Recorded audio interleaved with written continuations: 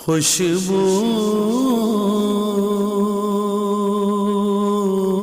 بسم اللہ الرحمن الرحیم۔ الصلاۃ والسلام علیک یا رسول اللہ وعلی آلک واصحابک یا حبیب اللہ۔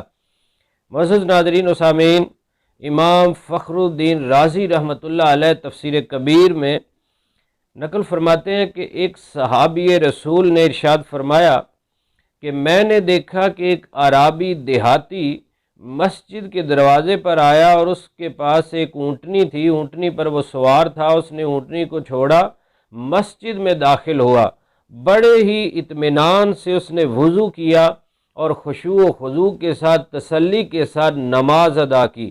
نماز کے بعد اس نے بڑے ہی پیارے انداز میں اللہ رب العزت کی بارگاہ میں دعا کی۔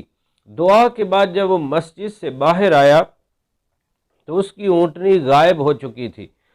وہ کچھ حیران ہوا اور اس نے اللہ تعالیٰ کی بارگاہ میں پھر دعا کے لیے ہاتھ اٹھائے، عرض کیا یا رب العالمین، میں نے تو اپنی طاقت کے مطابق تیری امانت کو ادا کر دیا، اب میری امانت کدھر ہے؟ اس کا دعا کرنا تھا کہ فوراً ایک شخص اس کی اونٹنی کو پکڑے ہوئے آ رہا ہے اور اس نے آ کر اونٹنی اس کے حوالے کر دی۔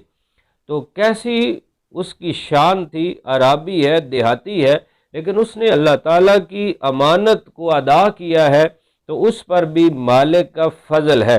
جناب صدیق اکبر رضی اللہ تعالیٰ بھی فرماتے ہیں کہ جو اللہ تعالیٰ کے کاموں میں لگ جاتا ہے، اللہ تعالیٰ اس کے کاموں میں لگ جاتا ہے۔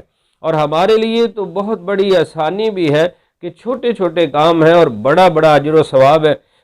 حدیث شریف میں فرمایا گیا کہ جس نے عشاء کی نماز جماعت کے ساتھ ادا کر لی، وہ ایسے ہے جیسے آدھی رات قیام کرنے والا ہے، آدھی رات کھڑے ہو کر رب کی عبادت کرنے والا ہے، اور پھر اٹھ کر فجر کی نماز بھی جماعت کے ساتھ پڑھ لی، وہ ایسے ہے جیسے پوری رات ہی قیام میں کھڑا رہا، کھڑے ہو کر اللہ تعالیٰ کی عبادت کرتا رہا۔ تو بڑے ہی احسن انداز کے اندر ہمیں یہ کام ارشاد فرمائے گئے ہیں، اور کام چھوٹے ہیں، اجر و ثواب بڑا بڑا بتا دیا گیا ہے۔ اور ہم کوشش کریں، نفس و شیطان کے ساتھ جہاد کریں اور اللہ تعالیٰ کے جو فرائض ہیں، واجبات ہیں ہم پر، رسول اللہ صلی اللہ علیہ وسلم نے ہمیں تعلیم دی ہے، اس کو ادا کریں۔ اور دوسری بات یہ بھی ذہن میں رہے کہ وہ کوئی صاحب کرامت بزرگ تھے، اس لیے ان کا یہ انداز تھا۔